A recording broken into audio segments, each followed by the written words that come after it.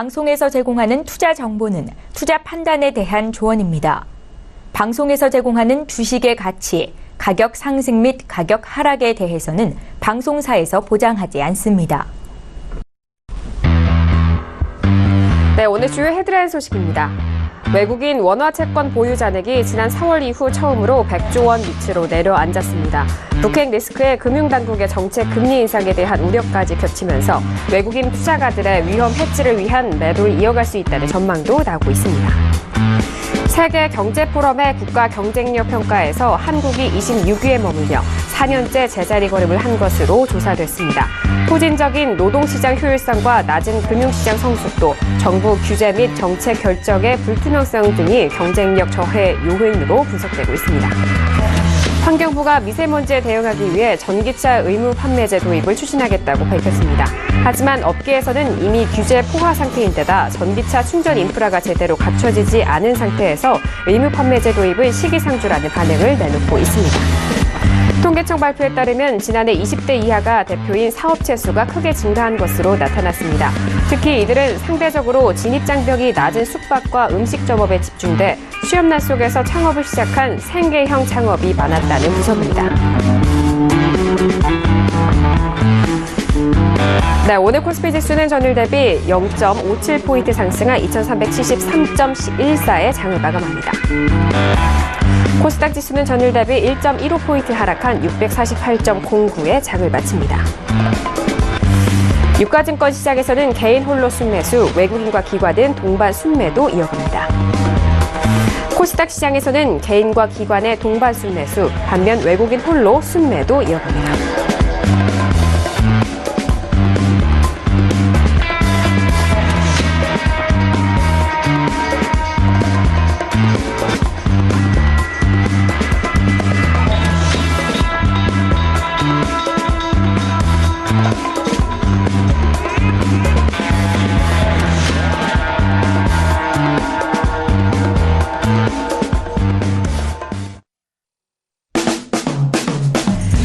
네, 안녕하세요. 평택촌놈 정삭투자 MC 김은혜입니다. 자, 이번 주 벌써 목요일인데요. 자, 오늘은 코스피가 8거래일 만에 상승으로 전환이 됐습니다. 코스닥은 조금은 아쉬운 흐름이지만 잠시 후에 대표님과 더욱더 꼼꼼하게 시장 분석 들어가 보도록 하겠습니다. 자, 그리고요. 샵 0082번으로 여러분께서 가지고 계신 종목에 대한 상담 계속해서 받고 있습니다. 종목명과 매수가, 비중 꼼꼼하게 적어주시면 대표님이 여러분들의 종목 상담 도와드리니까요. 문자도 많이 보내주시길 바랄게요. 자, 그리고 대표님만의 기술 특허입니다. 적정주가 추석 연휴 선물로 인해서 금요일부터 또 공개가 되는데요. 잠시 후에 대표님과 다시 한번 이야기 나눠보도록 하겠고요. 자, 그리고 저희 방송을 실시간으로 시청하고 계시는 분들 유튜브로도 시청 가능합니다.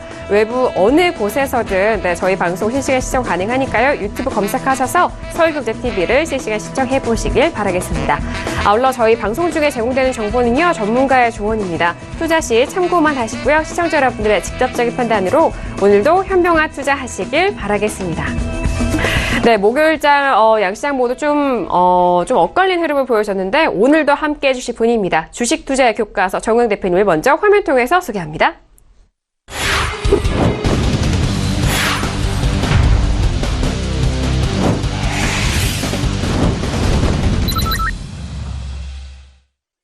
네, 대표님 바로 인사 나눠보도록 하겠습니다. 어서 오세요, 대표님.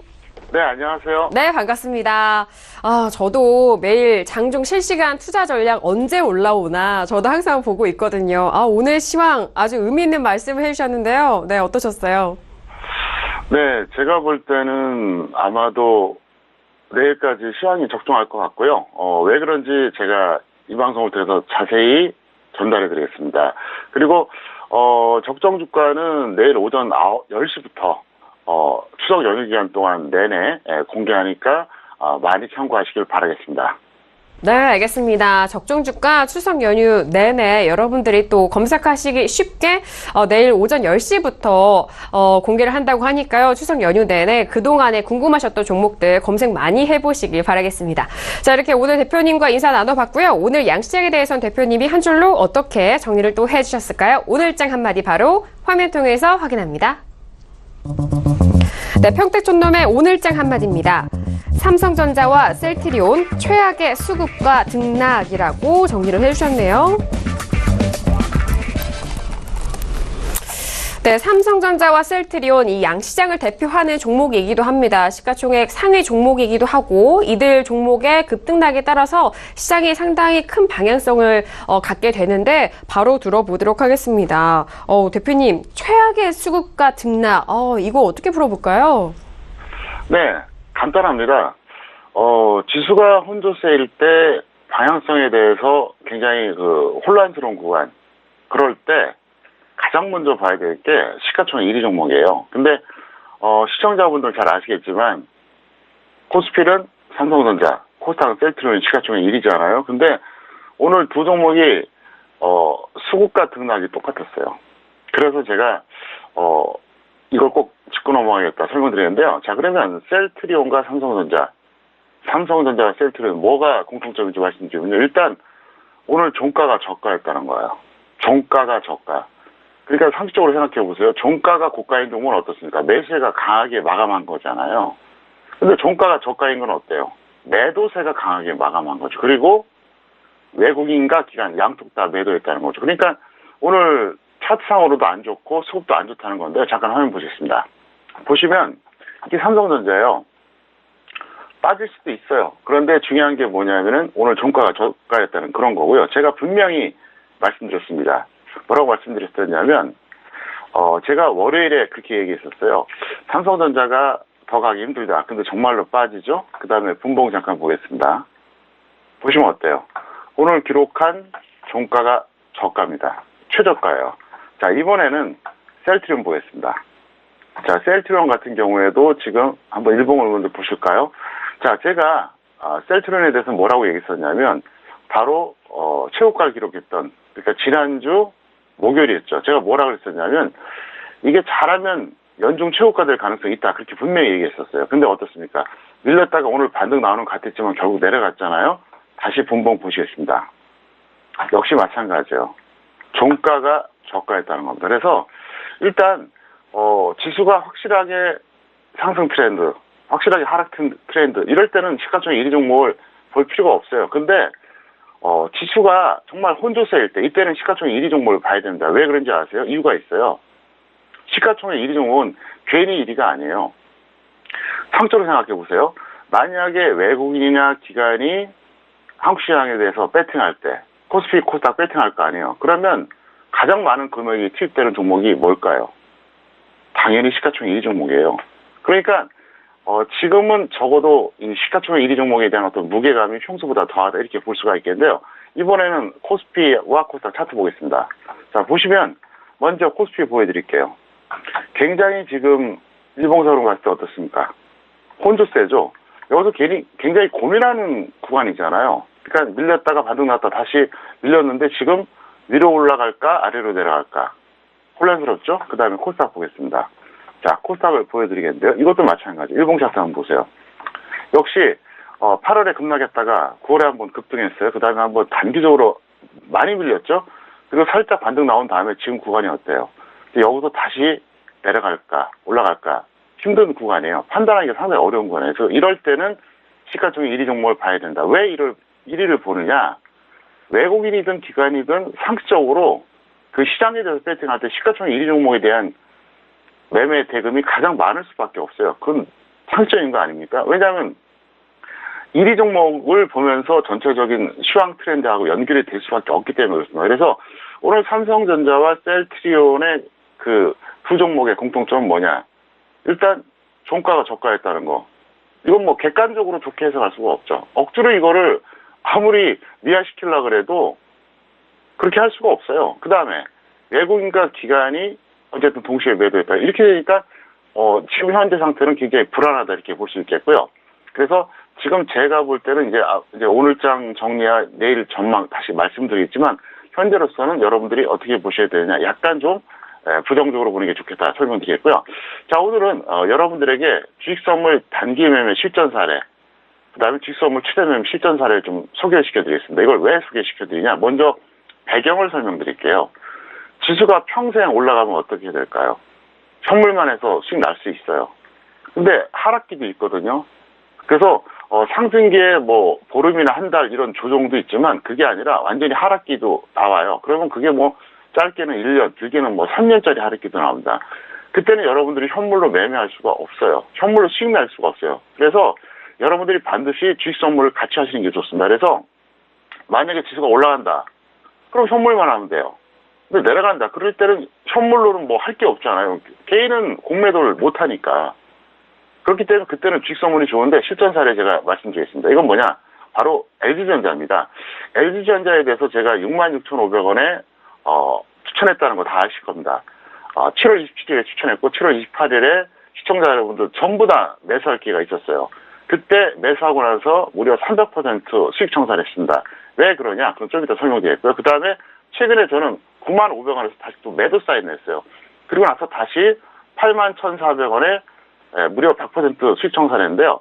이건 이유가 있습니다. 주식 선물은 기초 자산이 현물 대비 수익과 손실이 10배입니다. 그리고 장점이 뭐냐? 양방향 수익이에요.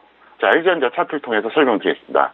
자, 보시면 이게 LG전자예요. 자, 보세요. 제가 요 네오박스에서 추천했다는 거 다 아시죠? 시청자분들 모르는 분들 없어요. 이거는 제가 강력하게 추천했습니다. 그래서 실전에서 이게 30% 넘었을 때 제가 매도하라고 사인 냈거든요. 그래서 냈는데 예를 들어서 현물 들어가신 분은 이게 30%씩이 났는데 주식 선물 들어가신 분은 10배기 때문에 300% 수익 났다는 겁니다. 그리고 제가 또 이 방송을 통해서 뭐라 그랬죠? 분명히 저는 95,500원대에서 어떻게 했다고요? 매도 사인 냈다 그랬어요. 그리고 나서 어때요? 내려왔죠? 이래서 여기서 100% 수익 났다는 거죠. 그래서 만약에 현물만 하시는 분들은 어떨까요? 올라갈 때 30% 수익 나는 것밖에 없어요. 내려갈 때는 뭐 할 게 없잖아요. 근데 주식 선물 하시는 분들은 어떻습니까? 올라갈 때 300%, 내려갈 때 100%. 이 짧은 기간에 벌써 400% 나왔다는 거죠. 그래서 저의 이 방송을 참고하신 분들은 우량주에 대해서 제가 이거 지금 매수가 좋겠어요? 아니면 매도가 좋겠어요? 그러면 흘려듣지 마시고 주식 선물로 활용을 잘했다 설명드렸고요. 그 다음에 주식 선물 최대 매매 실전 사례를 말씀드리겠습니다. 자, 먼저 한국전력입니다. 저는 작년 8월에 한국전력에 대해서 62,650원에 매도 후 지금까지 계속 홀딩입니다. 주식 선물은 매달 만기가 오거든요. 근데 만기를 무시하고 이제 월물을 교체한 거예요. 그래서 만기일 때 이걸물로 교체해서 계속 홀딩한 결과 현재 387% 평가액이에요. 놀랍죠? 사실입니다.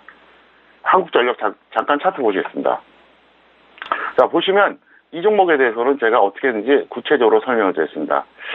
한국전력은 사실 적정주가 대비 상당히 저평가됐어요. 근데 제가 작년 8월이었습니다. 그때 정말로 고점 매도시켰어요. 여기서 매도시킨 이후로 지금까지도 끌고 가고 있었어요.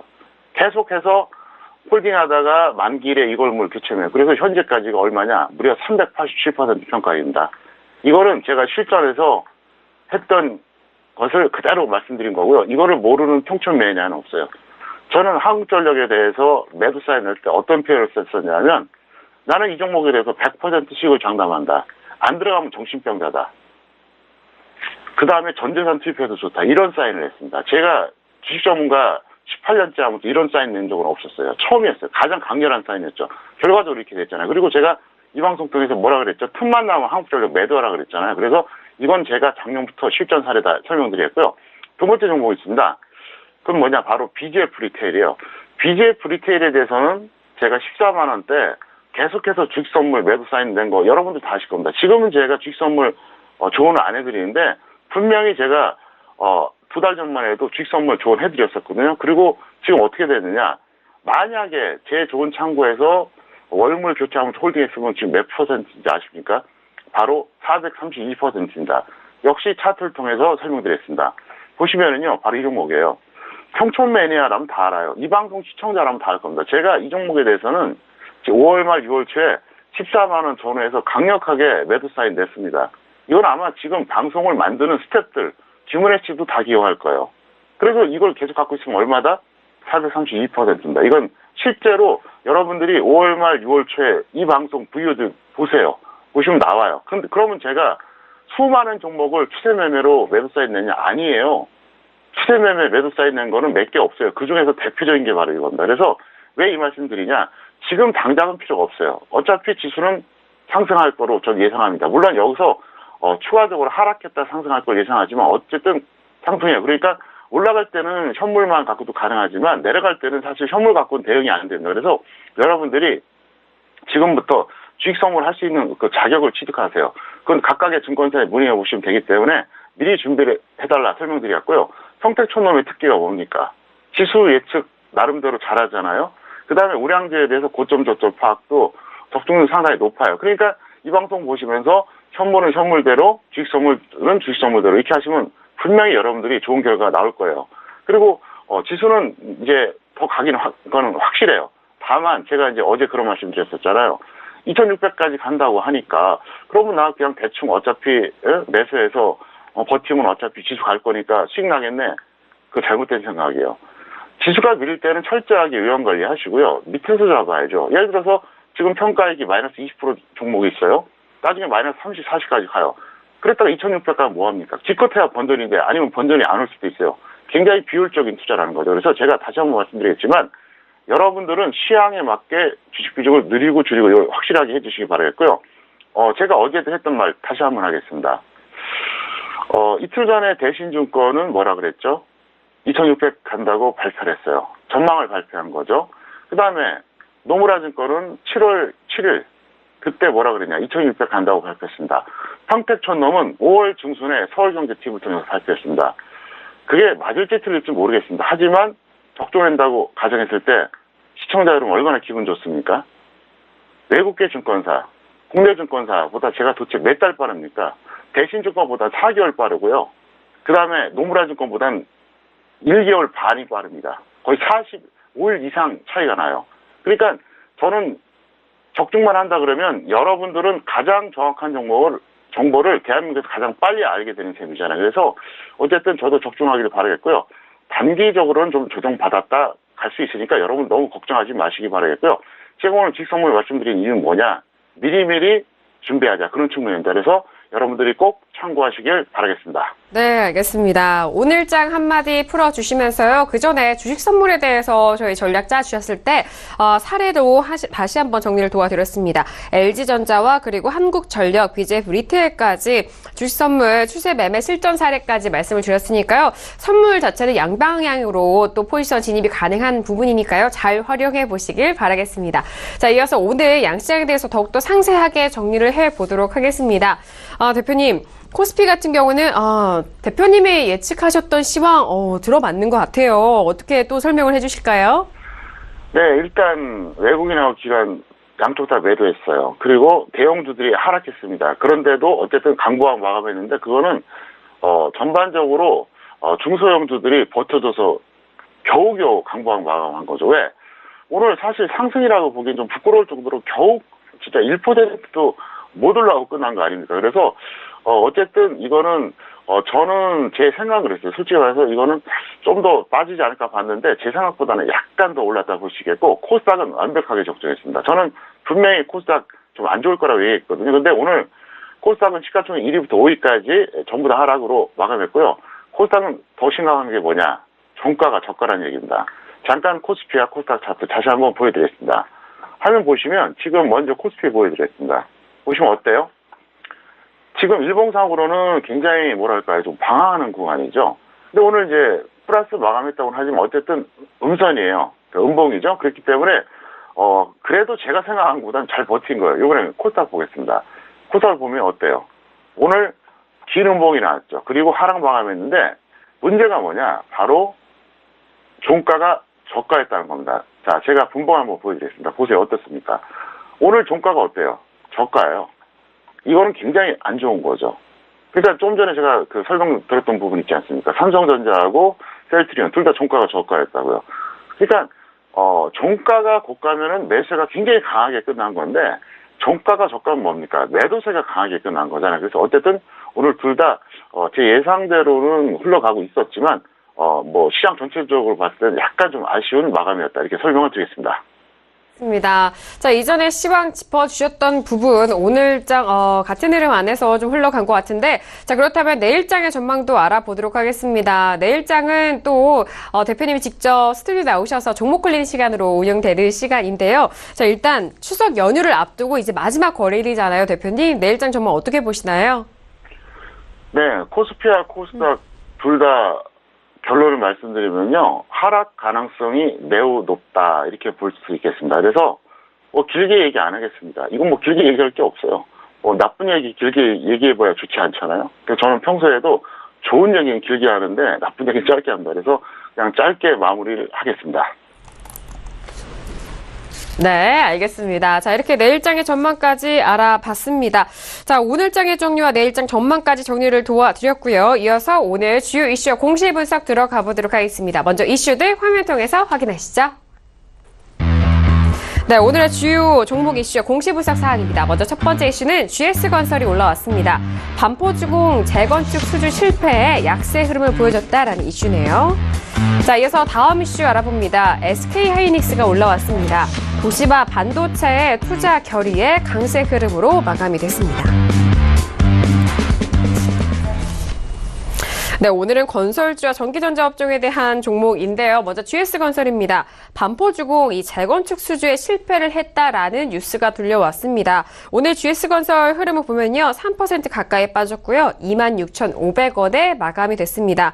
워낙 7월 말에 고점이 35,000원 부근에서 흘러내리는 가격대인데요. 자, 대표님, 반포주공 재건축 수주 실패, 이 때문에 약세 흐름일까요, 대표님? 어떻게 보시나요?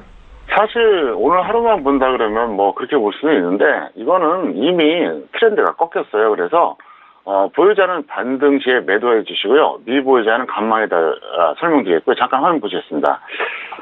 GS건설이 오늘 하락한 것도 있지만 이미 트렌드가 꺾였다는 게 이게 포인트입니다.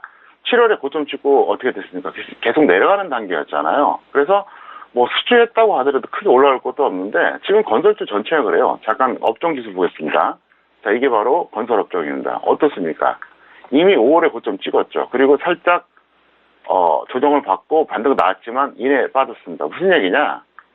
이건 GS건설의 문제가 아니라 건설업종 전체의 문제입니다. 그래서 건설업종과 관련된 건 제가 볼 때는 당분간 안 좋을 것 같습니다. 그래서 이게 언제까지 안 좋을지 모르겠는데 어쨌든 부동산 관련돼서 규제는 강화될 거고요. 그 다음에 그냥 할 만큼 했어요. 신규로 수주 나오기는 결코 쉽지가 않습니다. 그래서 뭐 특정한 건설주 중에서 뭐 예를 들어서 호재가 있다. 그래서 이제 급등할 수도 있겠지만 건설주 전반적으로는 이미 끝났다. 제 판단으로는 올해 끝난 게 아니라 내년까지도 끝났다고 볼 수도 있어요. 그래서 지금 건설주를 잡으신 분들은 단기 매매 하시기 바라겠고요. 근데 이제 물린 분들이 문제겠죠. 물린 분들. 근데 저는 분명히 건설주에 대해서 매도 사인 냈거든요. 물린 분들은 이제 각자 알아서 해야겠죠. 그래서 이거를 연말까지 갖고 있어도 될까? 이렇게 묻는 분들도 있는데, 굉장히 좀 잘 몰라서 하는 소리예요. 연말까지 갖고 있다. 이건 좀 왜 문제가 되느냐? 예를 들어서 더 빠질 것 같으면 지금이라도 매도했다가 연말에 다시 잡아야죠. 무조건 연말까지. 뭐 이런 건 아닙니다. 그렇기 때문에 일단 건설주는 전체적으로 부정적인 시각으로 보면 될 것 같다. 이렇게 설명을 드리겠습니다. 네, 알겠습니다. GS건설 건설주에 대한 부분도 함께 짚어드렸습니다. 보유자는 반등 시 매도 의견 주셨고요. 위보유자에 대해서는 관망 의견 계속해서 전달을 도와드렸으니까요. 자, 이 부분 잘 참고하셔서 건설주에 대해서 대응해 보시길 바라겠습니다. 자, 이어서 다음 이슈도 알아보도록 하죠. 다음 이슈는 SK하이닉스입니다. 최근 SK하이닉스, 삼성전자 빠르게 올라왔고 또 어제장엔 하루 쉬어갔지만 오늘 다시 한번 올라왔거든요. 자, 오늘장의 가격대 보도록 하겠습니다. 오늘 83,200원, 거의 1% 가까이 올랐네요. 자, SK하이닉스 계속적으로 올라가고 있는데요. 대표님, 여기서 어떻게 좀 대응할까요? 네, 너무 무리하게 올라갔어요. 그동안 제가 SK하이닉스 올라갈 때마다 매도 사인 냈었는데 조금씩 더 올라갔죠.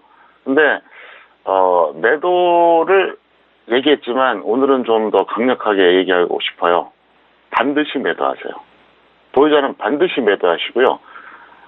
운 좋게 여기까지 올라왔으니까 반드시 매도하세요. 그리고 미보유자는 관망에다가 설명드리는데요. 사실 SK하이닉스는 좀 거품이 상당합니다. 잠깐 화면 보시겠습니다. 이론적으로 봤을 때는 대략 한 6만 원 이하 여기가 맞아요. 그러니까 지난 6월 고점까지 이 정도 가는 게 맞아요. 맞는데 제가 볼 때는 나름대로 2차 거품이 있었고 이번에 또 한 번 2차 거품이 발생하는 거거든요. 이건 재료도 좀 반영됐다고 봐요. 그러니까 SK하이닉스가 올해 실적 좋고 앞으로도 당분간 좀 좋다는 거 다 알거든요. 그걸 감안해도 지금은 넘어갔어요. 네, 그렇기 때문에 현재 이거는 좀, 너무나도 좀 과밀 상태다. 자, 삼성전자 따라가서 같이 올라가는 건 이해가 되는데, 어쨌든 삼성전자하고 SK하이닉스는 가치가 달라도 한참 다릅니다. 그래서 일단, 충분히 올라갈 만큼 올라갔으니까 더 이상은 추격 매수를 하지 마시고요. 보유자들은, 이제는 이제 잡을 것들이 이제 앞으로 많아집니다. 그러니까 여기서 더 가든 말든 이번에는 반드시 매도해달라 이렇게 설명을 드리겠습니다.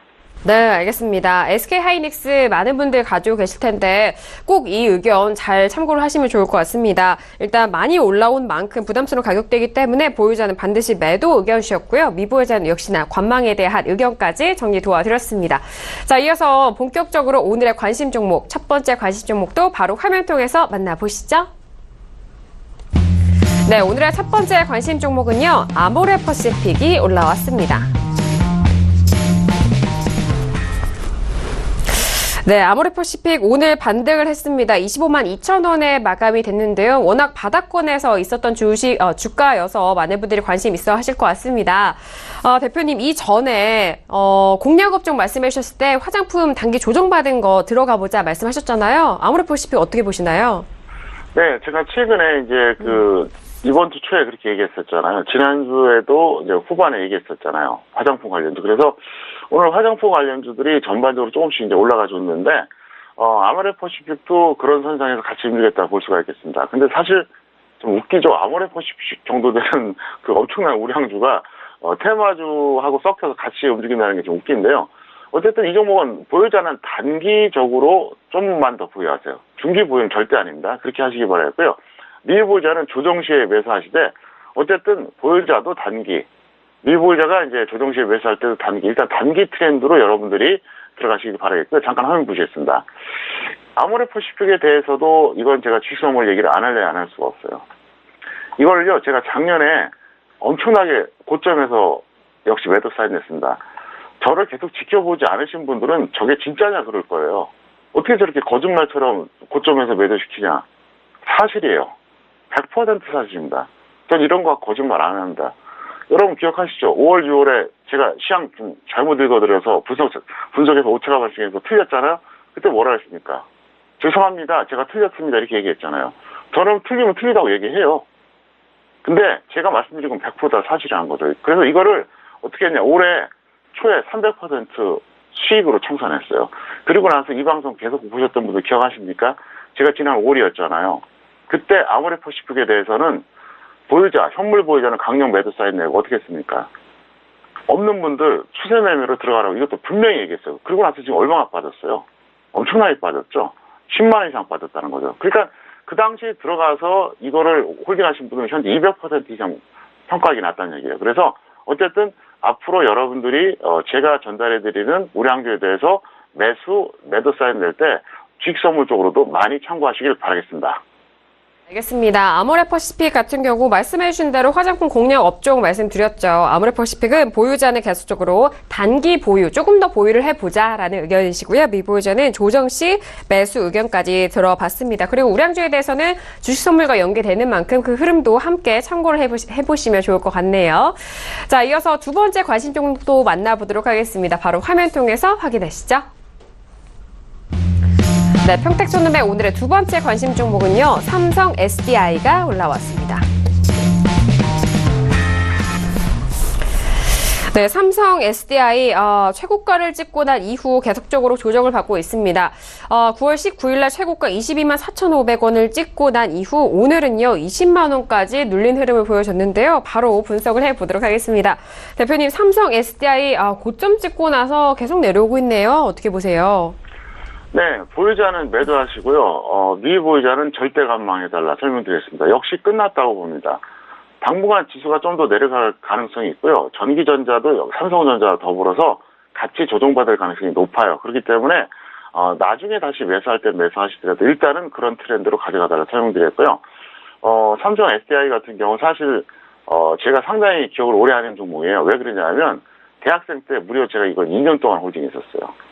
그때 이름이 뭐였냐면 삼성전관이었어요. 삼성전관을 아시는 분들은 취직한 지 20년이 넘는 거예요. 옛날에 그 브라운관 만들던 회사였거든요. 그래서 근데 그때도 5만 원대였는데 지금 뭐 20만 원대 많이 간 건 아니에요. 벌써 23년 전 얘기니까요. 그래서 삼성 SDI 같은 경우에는 일단 여러분들이 어떻게 보시느냐, 단기 매매형보다는 항상 한 2, 3년 사이클로 보시다가 나중에 우량주로 접근하면 상관이 없는 게요. 어차피 삼성그룹에서 전기전자가 주력이잖아요. 그리고 삼성그룹은 IT 전기전자 이쪽 분야가 가장 좋고 나머지는 그렇게 메리트는 없어요. 그건 분명히 명심하시기 바랍니다. 그래서 삼성 SDI, 삼성전기 이런 것들은 삼성전자와 더불어서 추세 매매하시면 되기 때문에 일단 제가 최근에 삼성전자에 대해서 뭐라고 얘기했습니까? 약간 부정적인 시각을 얘기했잖아요. 월요일에 분명히 이렇게 얘기했어요. 그러고 나서 밀리잖아요. 그러니까 역시 똑같은 트렌드로 대응하시길 바라겠습니다.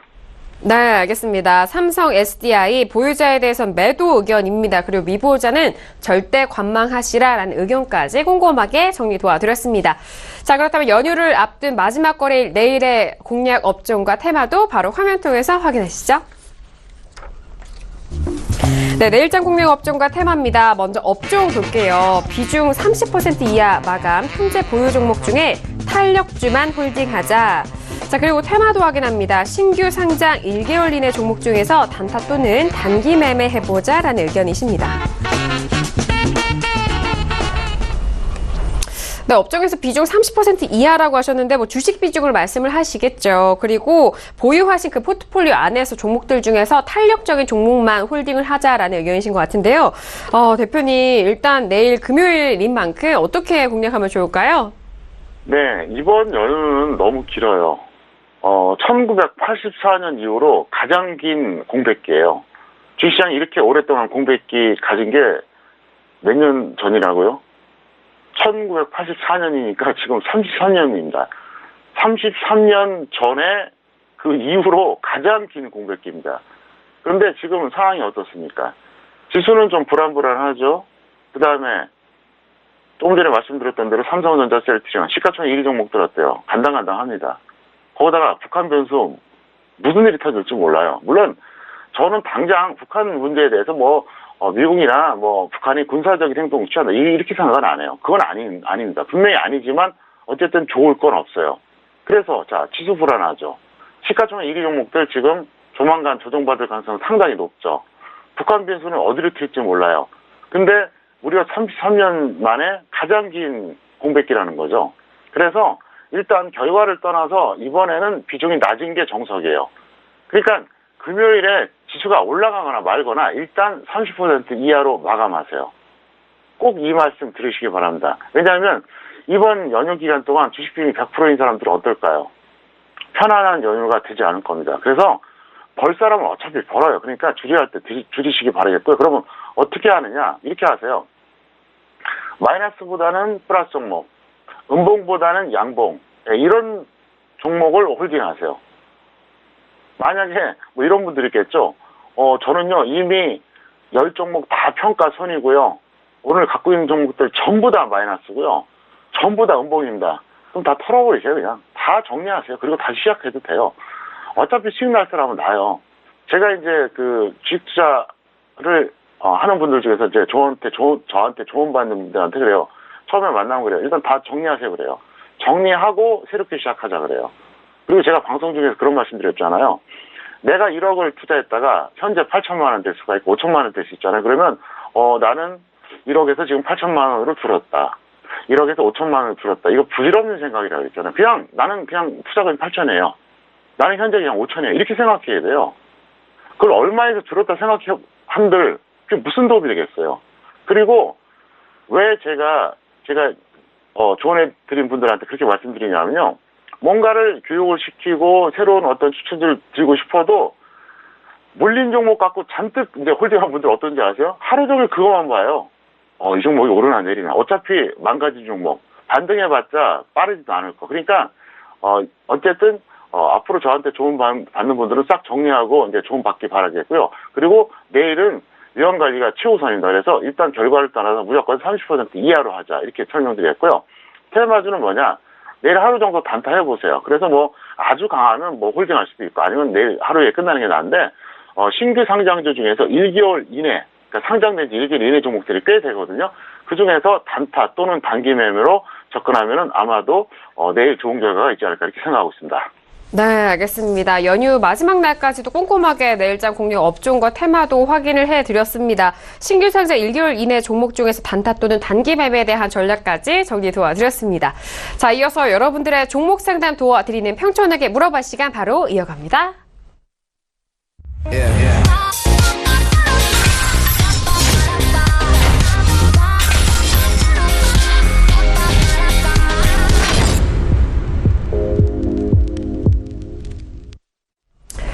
네, 이번 시간 평촌에게 물어봐 시간입니다. 샵 0082번으로 보내신 문자 대표님과 함께 꼼꼼하게 도와드리는 코너인데요. 저희가 다양한 종목에 대해서 상담을 도와드리고 있는데 이 상담 내용은 투자 판단에 대한 조언입니다. 해당 주식의 가치와 수익률을 보장하지 않는다는 점 다시 한번 고지 도와드리도록 하겠습니다. 자, 오늘도 샵 0082번으로 문자 정말 많이 보내셨는데요. 오늘 첫 번째 시청자분부터 만나보도록 하겠습니다. 바로 만나볼까요?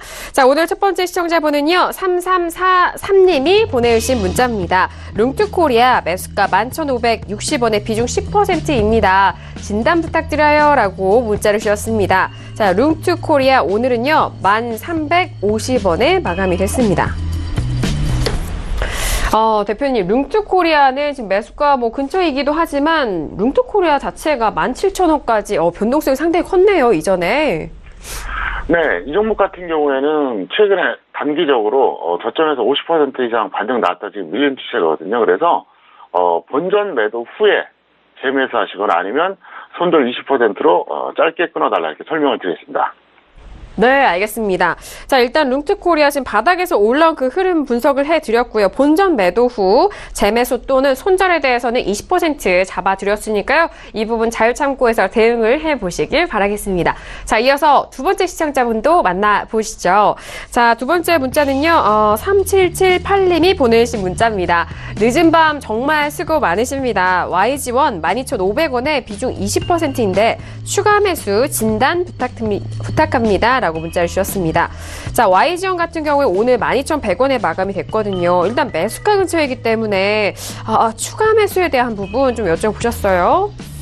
자, 대표님, YG원 같은 경우는요. 비중은 20%시고 지금 현재 매수가 근처의 종가인데 어떻게 생각하시나요? 제가 내일 30% 이하로 끝내라 그랬잖아요. 근데 지금 벌써 한 종목 20%인데 추가 매수하면 40% 된다 그래서 일단 추가는 좀 아닌 것 같고요. 일단 이 비중만 유지하시기 바라겠습니다. 그래서 손절 10%, 수익 20% 단기 대응하시기 바라겠고요. 잠깐 화면 보시겠습니다. 이분은 그동안 방송을 들은 지 오래되신 것 같지는 않아요. 왜 그러냐면 매수 가격이 여기에요. 12,500원. 근데 제가 뭐라 그랬습니까? 그렇게 얘기했었죠. 자, 상승 추세형 종목을 21선 이하에 매수하거나 그게 아니면 61선 위 아니면 121선 아래라 그랬잖아. 그러니까 만약에 제 방송을 2달 이상 들었다 그러면 매수를 12,500원에 안 했을 겁니다. 그러니까 분명히 121선 이탈된 적이 있었죠. 이때 했어야 맞죠. 그러니까 무슨 얘기냐? 포인트가 뭐냐면요. 61선하고 121선 사이에서 매수하는 게 아니에요. 물론 여기서 매수한다고 무조건 안 가느냐? 그건 아니에요. 차트로는 만점짜리가 없어요. 완벽한 게 없어요. 다만 저의 오랜 경험상 61선과 120선 사이 구간에서는 매수 안 하는 게 좋더라고요. 확률이 떨어져요. 그래서 61선 깨지기 전에 하던가 120선 깨지고 나서 하는 게 좋습니다. 그리고 실전에서도 보세요. 지난 9월 초였죠. 61선 깨지기 직전에 여기서 매수하는 분들은 어때요? 이까지 반등이 나왔었잖아요. 그래서 이 이론대로 하시면 됩니다. 그래서 이것도 역시 평대천의 이론입니다. 이 이론에 대해서 여러분들이 어떤 교육이나 어떤 책에서도 본 적이 없을 거예요. 제가 만든 거예요. 어쨌든 저는 책을 올해 또 낼지 내년에 낼지 모르겠지만 어쨌든 여러분들이 앞으로 참고하시길 바라겠습니다. 네, 알겠습니다. 일단 앞서서 공략 업종과 테마 확인을 하셨잖아요. 비중 30% 이하로 줄여주시라는 점, 그 부분을 잘 참고를 해보시길 바라겠고요. 손절 10%, 수익 20% 단기 대응 전략까지 정리 도와드립니다. 자, 이어서 다음 시청자분도 만나볼게요. 자, 다음 시청자분은요. 8264님이 보내주신 문자입니다. 일진 머티리얼즈 41,300원의 비중 30%입니다. 며칠째 계속 빠지고 있는데 어떡하면 좋을까요? 라고 문자를 보내주셨어요. 자, 일진 머티리얼즈 오늘은요. 오늘도 3% 넘게 빠졌네요. 35,500원입니다.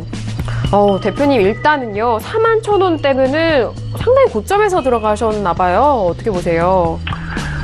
이분 같은 경우는 이렇게 하세요. 본전 매도 후에 재매수를 하시거나 아니면 손절 20% 보시기 바라겠습니다.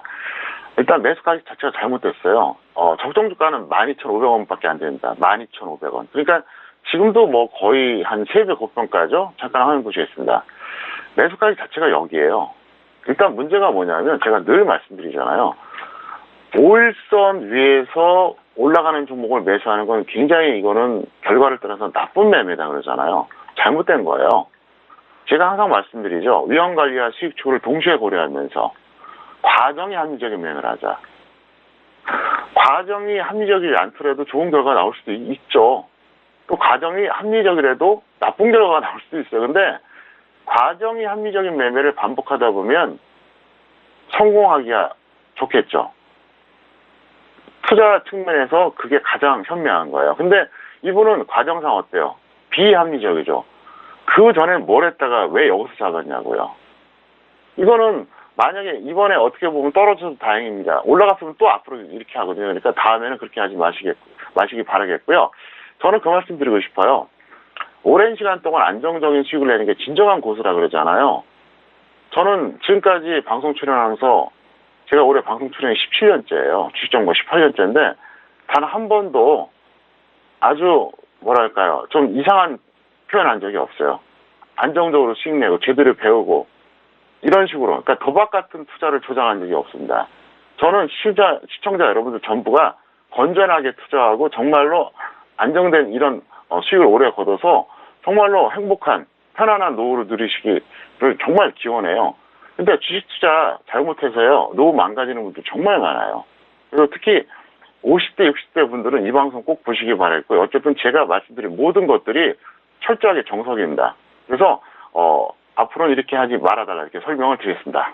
네, 알겠습니다. 일진버트레일즈 일단 본전 매도 후에 재매수 또는 손절 20% 잡아주셨으니까요. 꼼꼼하게 다시 한번 확인을 해보시길 바라겠습니다. 자, 이어서 다음 시청자분도 만나봅니다.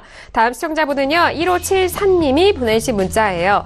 애청자입니다. 항상 감사드립니다. 현대 로보틱스 40만 8,500원에 비중 100%입니다. 대응 부탁드립니다. 라고 문자 주셨는데 현대 로보틱스 오늘 42만 1,500원에 마감이 됐어요. 일단 수익 구간에 계시죠. 대표님, 현대 로보틱스 오랜만에 종목 생당 올라온 종목인 것 같은데요. 비중 100%, 어떻게 보시나요? 네, 비중을 절반으로 축소하시고요. 선율과 수익 10% 단기 대응해달라 설명드렸습니다. 항상 말씀드리지만 비중 100%는 습관 들이지 마세요. 어떤 분들은 그래요. 저는요, 투자금이 500, 1000밖에 안 돼요. 그래서 그냥 100% 하는 겁니다. 그렇게 말씀하시는 분들이 있는데요. 5천, 1억을 해도 100% 하는 경우가 있어요. 그게 이제 마인드가 굳어지면 그렇게 되거든요. 그래서 그건 습관을 들이지 말아달라 설명드렸고요. 매수는 아주 잘하셨습니다. 그래서 이건 단기로 끝내면 딱 맞다 이렇게 설명을 드리겠습니다. 네, 알겠습니다. 지금 수익권에 계시고 일단 비중 절반 축소 후에 손절 수익 10% 단기 대응이 중요한 것 같습니다. 대응 방법 알려드렸으니까요. 잘 참고해 보시길 바랄게요. 자, 이어서 다음 시청자분도 빠르게 만나봅니다. 자, 다음 시청자분은요. 0503님이 보내신 문자인데요. 신라젠을 매수가 25,000원에 비중 10%입니다. 진단 부탁드립니다. 문자 주셨습니다. 일단 신라젠 오늘 42,900원에 마감이 됐습니다. 지금 상당폭의 수익권에 계세요. 대표님, 신라젠 아직도 매도 안 하셨네요. 이 종목 같은 경우에는 전략부터 짜드릴게요. 현 가격대 매도 후에 재매수를 시도하거나 감호하거나 그렇게 해주세요. 사실 이 종목은 상당히 고평가되어 있어요. 적정주가 11,700원짜리입니다. 11,700원. 그래서 이 종목의 경우에는 일단 제가 볼 때는 운이 좋았던 거예요. 차트 보시겠습니다. 일단 적정주가가 11,700원이에요. 그리고 매수를 어디서 하셨는지 모르겠는데 여기서 했든 추격하신 거죠. 운이 좋았던 거죠. 이분은 또 이런 식으로 투자할 겁니다. 그 신라젠처럼 이렇게 올라가주면 좋겠지만 그렇지 않은 경우가 많고요. 재수 없으면요. 가장 고점에서 매수하는 수가 있어요. 그래서 이번에 운이 좋았으니까 적당히 매도하시기 바랄고요. 다른 분들은 절대로 이렇게 하지 말아달라 부탁을 드리겠습니다. 네, 알겠습니다. 일단 신라젠 상당폭의 수익권에 계신데 현 가격대에서 매도 후에 재매수 시도 또는 관망에 대한 의견까지 정리 도와드렸으니까요. 잘 대응해 보시기 바라겠습니다. 자, 이어서 다음 시청자분도 만나볼게요. 다음 시청자분은요. 3069님이 보내신 문자입니다. 신일산업을 가지고 계시네요. 매수가 1320원에 비중 30% 진단 부탁드립니다. 문자 주셨습니다. 자, 오늘은 1% 넘게 올랐지만 매수가에는 조금 부족한 금액입니다. 1265원이네요. 네. 신일산업 같은 경우에는 이렇게 해주세요. 본전 매도 후에 재매수 또는 손절 10%. 왜 그러냐? 이건 이미 꺾인 종목이에요. 이건 뭐 그렇게 저평가된 것도 아니고요. 잠깐 차트 보시겠습니다. 이 종목은 하락 추세가 시작이 됐죠. 자, 보세요. 61선이 101선 이탈했습니다. 맞죠? 하락 추세가 시작이 됐어요. 본격적으로. 그리고 나서 최근에 이렇게 단기에 급락한 적도 있습니다. 맞죠? 자, 이 종목은 일단은 지금은 중기는 아니에요. 단기 매매만 하시는 게 정석이고요. 어쨌든 기술적으로도 그렇고 최근에 급락 이후에 여기서 거래가 어때요? 굉장히 많이 터졌습니다. 아래쪽 하단 보시면 거래량 보이시죠? 이게 상당한 매물대로 작용할 거예요. 그렇기 때문에 이게 계속해서 올라가기에는 엄청난 모멘텀이 있지 않으면 쉽지가 않을 거예요. 시간이 꽤 걸릴 겁니다. 그래서 이 종목 같은 경우 일단 여러분들이 단기 매매로 대응해달라 이렇게 설명을 드렸습니다. 네, 알겠습니다. 신일산업 본전 매도 후 재매수 또는 손절 10% 단기 매매에 대한 접근 전략까지 말씀드렸고요. 추세가 지금 좀 하락으로 전환됐다라는 분석 내용까지 전달 도와드립니다. 자, 신일산업 알아봤고요. 이어서 다음 시청자분도 만나보시죠. 자, 다음 시청자분은요. 5917님이 보내신 문자예요. DMS를 매수가 9,800원에 비중 10%입니다. 단기 보유 중인데 계속 하락하네요. 진단 부탁드립니다. 문자 주셨거든요. 자, DMS 오늘장의 가격 보죠. 오늘 8,390원입니다. 대표님 일단 9,000원대와 현재는 또 8,000원대로 떨어졌습니다. 어떻게 보세요? 네, 일단 이 종목은 좀 손실이 있습니다. 그래서 이렇게 주세요. 일단은 보유하세요. 근데 이제 추가 하락하면은 재질문 하시고요. 그 다음에 이제 이분 같은 경우는 단기라고 했는데 단기가 될 수가 없다는 걸 제가 지금 설명을 드리겠습니다. 잠깐 화면 보시겠습니다. 여기서 매수하신 거예요. 그러면 언제입니까? 대략 가격을 봐도 7월 말 8월 초입니다. 거의 2달 전이에요. 2개월을 단기라 그러면 도대체 중기료는 얼마나 해야 됩니까? 저는 이렇게 봐요. 물론 이건 저의 기준인데 저는 단기 매매에 대해서 코스닥은 일주일, 코스피는 2주일입니다. 딱 그 기간 동안 손절가나 목표가가 오면 그 가격에 던지는데 그 기간이 넘어가자면 그냥 바로 정리해요. 다른 걸로 갈아타요. 왜? 안 그러면 전부 다 중기가 되어버려요. 그 주식 투자 못하는 사람들이 전부 다 중기 매매하는 거예요. 가장 잘하는 사람들은 중기도 했다가 단기도 했다가 적당히 그걸 섞어요. 그리고 어떤 때는 중기를 많게 어떤 때는 단기를 많게 이런 식으로 조절하는 거거든요. 근데 이분께서는 이걸 단기로 생각하실지 모르겠는데 제가 볼 때는 단기 치고 너무 길다는 거죠. 2개월이면 너무 길어요. 그래서 일단은 기본적으로 1, 2주 정도 설정해달라 설명을 드리겠고요. 제가 정해드린 그런 기준까지로 대응하시길 바라겠습니다. 네, 알겠습니다. DMS 지금 좀 일단 단기적으로 본다라는 의견 거기에 이어서 또 분석까지 도와드렸으니까요. 내용 잘 참고를 해보시길 바라겠습니다. 자, 오늘 다양한 종목에 대해서 상담을 도와드렸는데요. 평촌에게 물어봐 시간이 여기까지 마무리를 짓도록 하겠습니다. 자, 내일은요.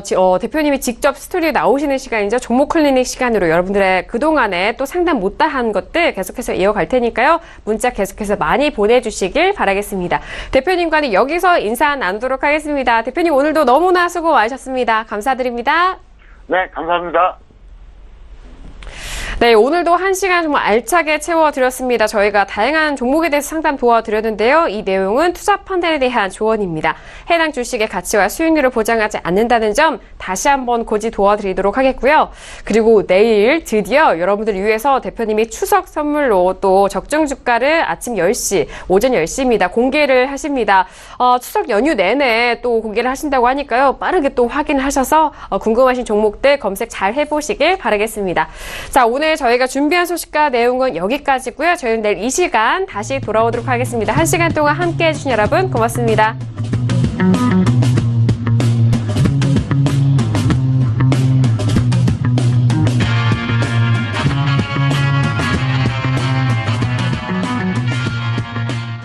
본 방송에서 제공하는 투자 정보는 투자 판단에 대한 조언입니다.